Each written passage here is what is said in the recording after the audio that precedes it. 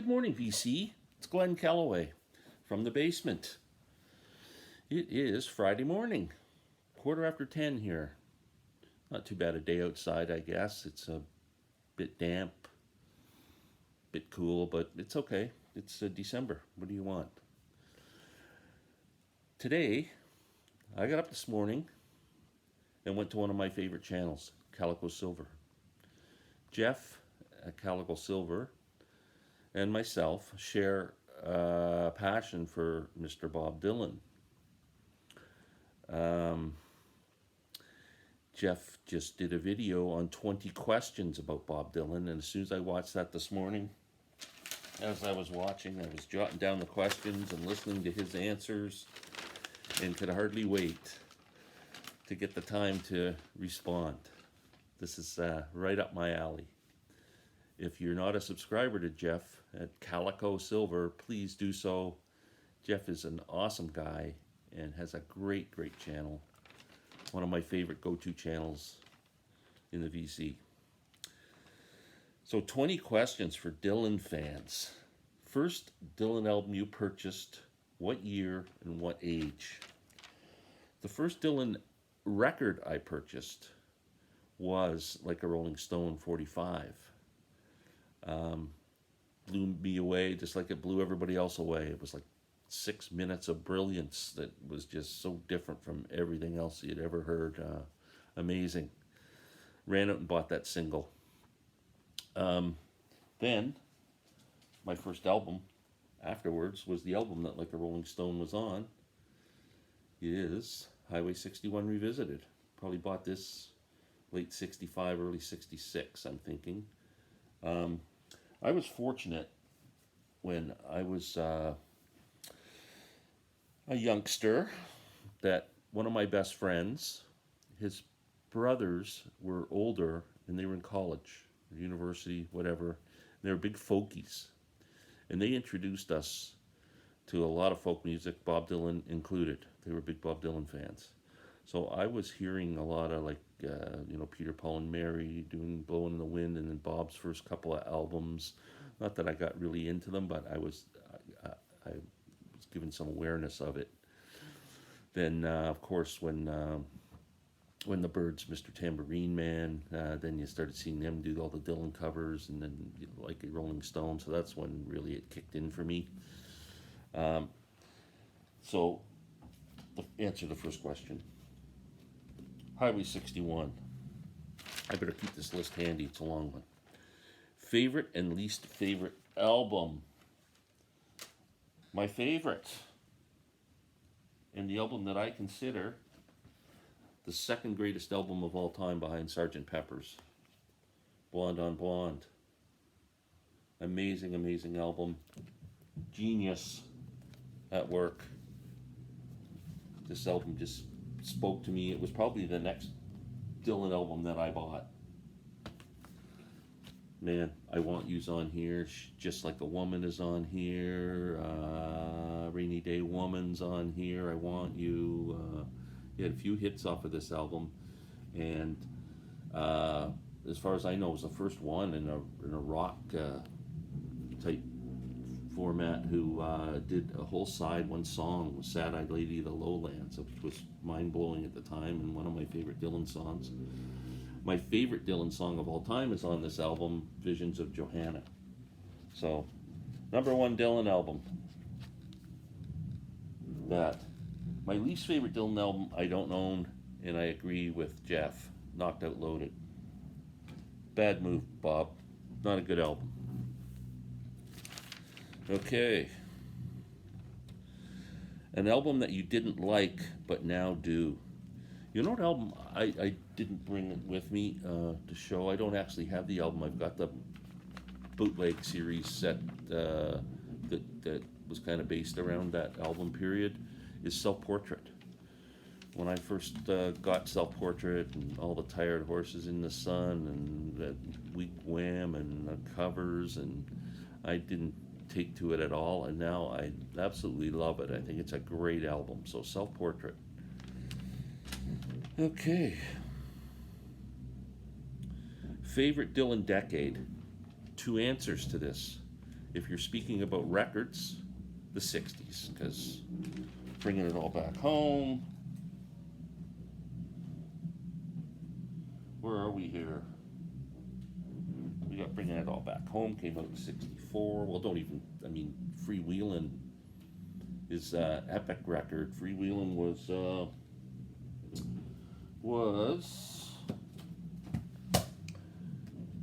very influential. Beatles were all over this. Changed the Beatles. Freewheelin'. Times They Are Changing. The first Dylan album. The Times They Are Changing. Another side of Bob Dylan. And then from that kind of folky, whatever period, acousticy period, he blows everybody's mind with Bringing It All Back Home. And then follows that up with Highway 61, and then follows that up with Blonde on Blonde. I mean, the 60s. And then my third favorite Dylan album of all time, John Wesley Harding.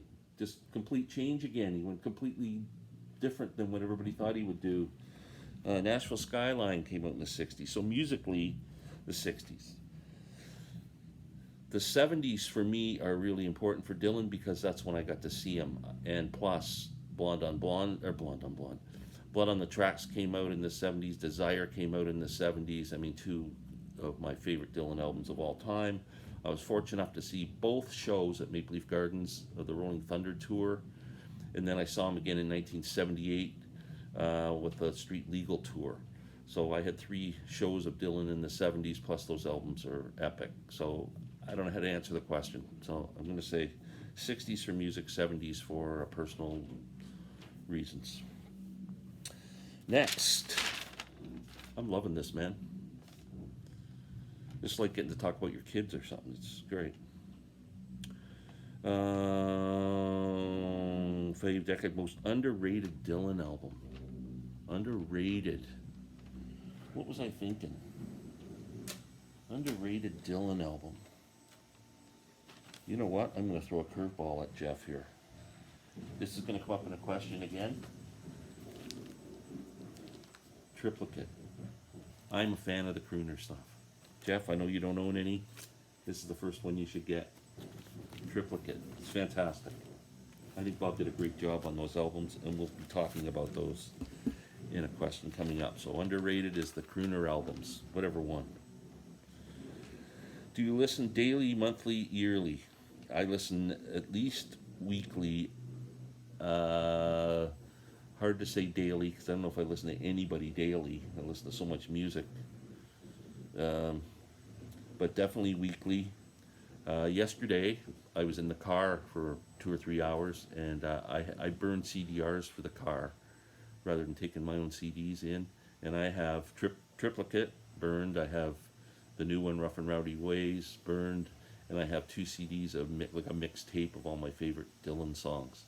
And I played all 4 of those yesterday when I was driving around. So Dylan got a lot of love yesterday. I played Time Out of Mind this morning.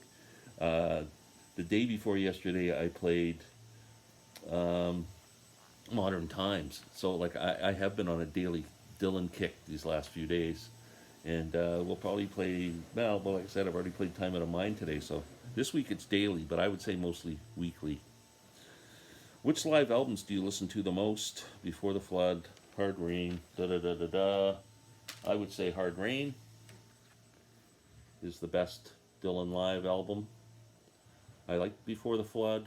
I don't like Budokan too much. I don't like his voice in the Budokan tape too much. I don't like that. It was kind of, I don't know what was going on there. Yeah, this one's great. Maggie's Farm, killer. I remember when this Hard Rain was the NBC TV special. I watched it when it was on broadcast, and it was incredible. I was such a big fan then.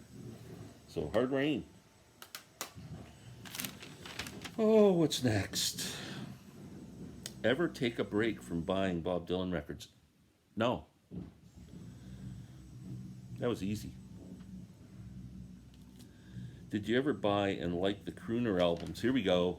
I bought all 3 crooner albums. 2 on CD, Shadows in the Night, Fallen Angels, and Triplicate. Triplicate is my favorite of the three. You know what's great about these albums? Like we talk about raw. I hate the frickin' American songbook. I don't like crooner music for one thing, because I grew up in it in my house, and it's almost like a rebellious thing. My parents loved all the crooners, and I did not develop appreciation for it. It was like I was, rebellious musically back then, and not into whatever my parents were listening to was bad, right? And I kept maintained that, and I can't listen. I can't get into Frank Sinatra. Everybody loves Frank Sinatra. I can't listen for 2 seconds. But Dylan, he took these songs and he made them his own, and he used his own band arrangements. Like they're not all full of orchestras and stuff. It's bare bones, and his vocals are amazing on these records. And this is a classy looking frickin' album. Look at that. This is a triple album set. There's an actual deluxe box of this, which is absolutely gorgeous. Look at Bob there looking so frickin' handsome, man. Is that the coolest dude that ever lived? There's a little story on the thing.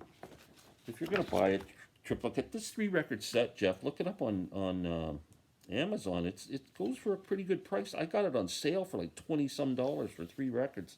I saw it the other day on Amazon.ca for $32. So probably in the States it would be a lot less. Look at these labels. I mean, fantastic. I think Bob does a great job on these songs. And like I said, he's made them his own. They're not schmaltzy. Like Rod Stewart's is just, oh my God, that'll make me vomit listening to that. I can't do it. I can't do it. Don't make me. And I think the other thing that really got me going on these, I bought them, and not this one at the time. Well, I think I had this one at the time. I might have had it on CD. But I bought these and then saw Bob about maybe 4 years ago, and when he was still doing these songs, and he did such a great job live on them that when I got back home and listened to them, it was a whole different listening experience than it was before I saw him do them. But anyway, I highly recommend these. I love them. I know I'm in the minority, but they're great. Okay, I'll stop going on about the crooner albums, but they're good. I like the crooner albums. I don't know if you know that or not. Okay, do you collect unofficial bootlegs? No. What Dylan songs will be covered most 50 years from now? I agree with you, Jeff. It's going to be All Along the Watchtower, and not necessarily because of Bob, because of Jimi. I just think Jimi Hendrix seems to keep transcending generations, and I think that's kind of the iconic song. I don't think Bob's version will be listened to in 50 years, but I think Jimmy's will. And I think songs like Blowin' in the Wind, maybe. Times They Are Changing, Hard Rail. Some of the protest folky songs, I think, may stand the test of time, because that type of music always seems to have a place somewhere. What Dylan album will still be on Rolling Stone's greatest album of all time list in 50 years? Man, I hope there's one. I'm going to say, what did I do with it? Well, here. I'm going to say this, maybe. If any albums has a chance, Blood on the Tracks. Probably the most accessible, and the one that would, I think, transcend time. Blood on the Tracks.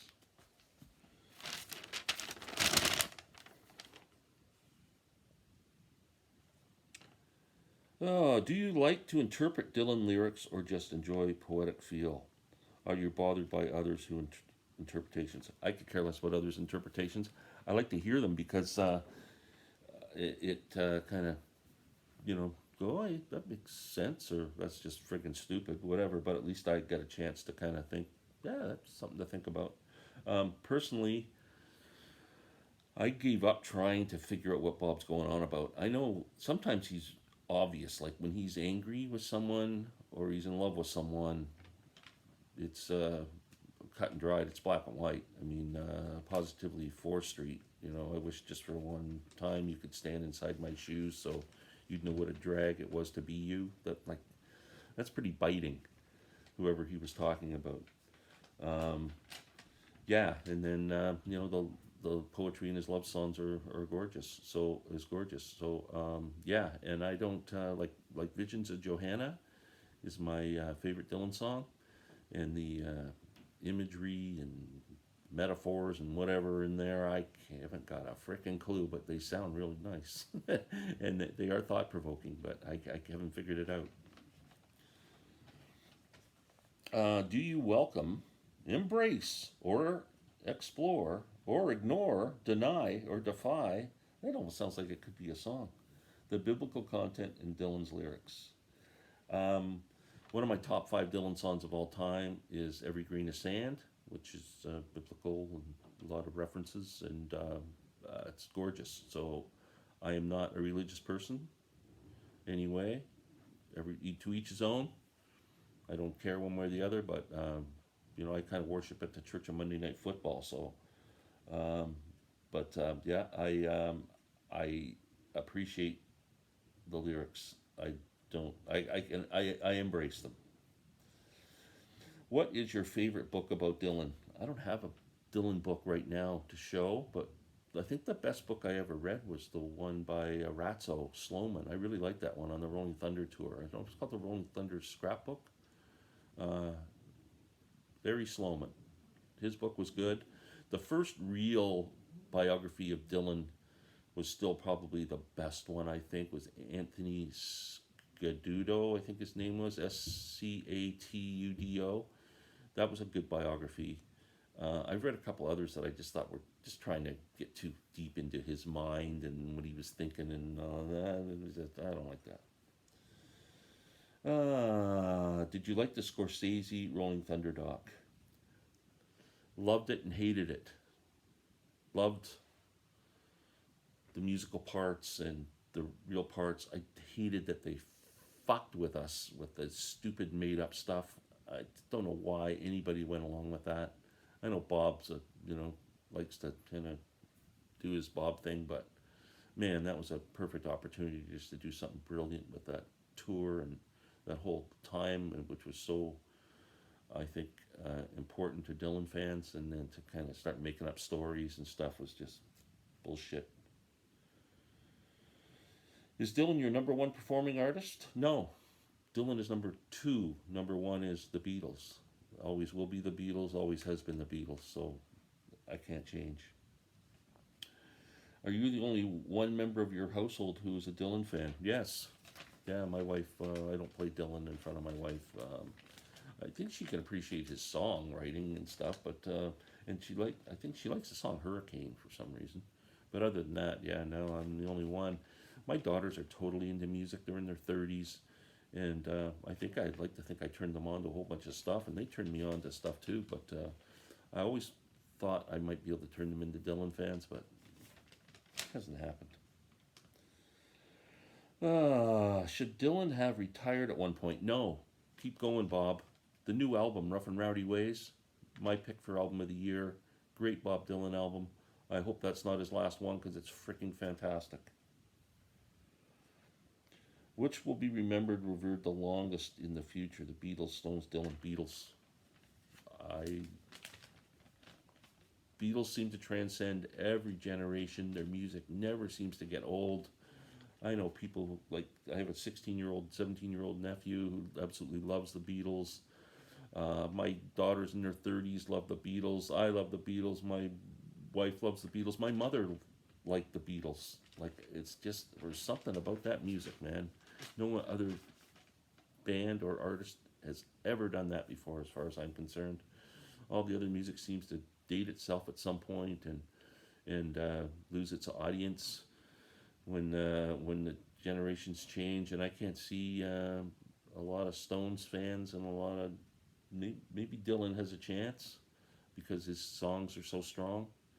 But Beatles for sure, absolutely. They're like the Beethoven of, you know.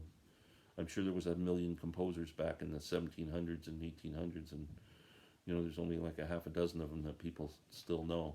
There's probably, you know, there was probably John Smith, who was a big star in 1760, and now nobody knows who the hell he is. So yeah, Beatles for sure. Jeff, thank you for doing this. I'm at the 20-minute mark, so I'm gonna go. I really appreciate this. Like I said, this is like talking about my kids. I love talking about Bob. You have a great channel, my friend. We'll talk soon. Take care.